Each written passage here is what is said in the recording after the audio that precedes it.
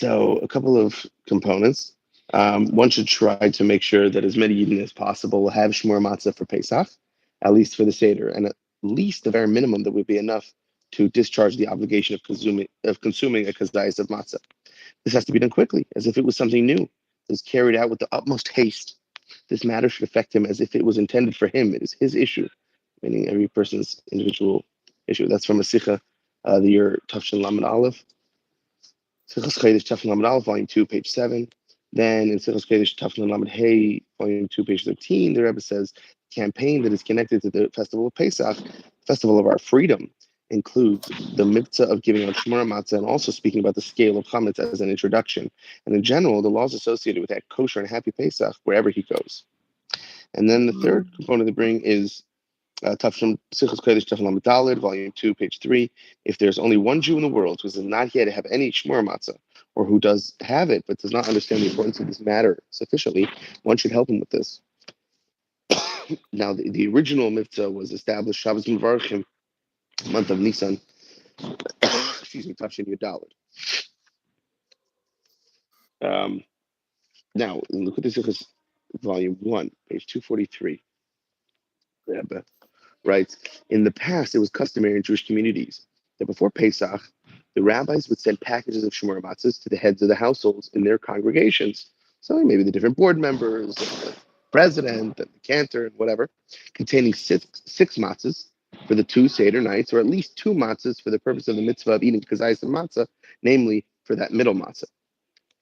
That's the one we make the bracha al kiddush matzah and the mitzvah is all about. The reason for this custom was simply as an income for the rabbi, but along with this, there was a primary purpose. As it is well known, there are many laws and stringencies regarding the mitzvah of matzah. Not everyone is an expert in them or has the possibility of fulfilling them. When the rabbi supplied matzahs for the mitzvah to the householders, they were sure that they would be keeping the mitzvah of matzah in a praiseworthy manner. They knew, oh, now this is a kosher matzah, you know what I'm saying? For various reasons. The custom was annulled in many places. It's therefore necessary to revive this custom of the rabbi sending matzahs for the mitzvah to their householders. Which I think it's a great way to connect with your balabatim even. So these words are not specifically directed to rabbis. Don't just leave it up to the rav. But to anyone who has any influence, whether a rabbi or a sheikhet, a religious worker, or a gabbai, if he knows that anyone who would, if they receive matzahs for the Seder, use the matzahs that he sent to him at the Seder, he should do the following. He should send him the matzahs, specifically round ones that are handmade, and it has to be shmura matzah. And in this way, hundreds and thousands of Jews will observe the mitzvah of eating matzah properly and in a praiseworthy manner. In places where communal sidarim are held, such as hotels and similar, it's evident that the organizers of these sidarim should follow this practice. And the merit and reward of fulfilling the mitzvah of matzah is very great, as the Zohar refers to it as the food of faith and the food of health, whereby faith is the foundation of all the mitzvahs of Jewish life in general. Proper and praiseworthy observance of the mitzvah of matzah gives vitality to the fulfillment of the Torah and the mitzvahs throughout the entire year, so that it will be a year of spiritual health, and through that, a year of material health. And in addition, the elevation that distributing shmur matzah gives to its receivers, it also creates an elevation among those who are providing it. Matzah is the food of faith and the food of health, and everyone needs it. And this being the case, when matzah is given to others, food of faith and the food of health is also brought down to them, the people giving the matzah. And even one kazayis is enough, as from it is drawn the entire festival of Pesach, and from the festival of Pesach the entire year, so that this faith is drawn down and permeates everything. As it is brought down in the Gemara, Habakkuk came and established it on one, as it is said, and a tzaddik shall live by his faith. And as the Maharsha explains, this mitzvah is not intended to be a substitute for others, but is the foundation that holds up all the mitzvahs. This means the food of faith, that line, the food of faith, draws faith down into the rest of the year, into all the 613 mitzvahs. By observing the mitzvahs in all their details, the health from the food of health reaches those spiritual 248 limbs and 365 sinews, along with the physical 248 limbs and 365 sinews.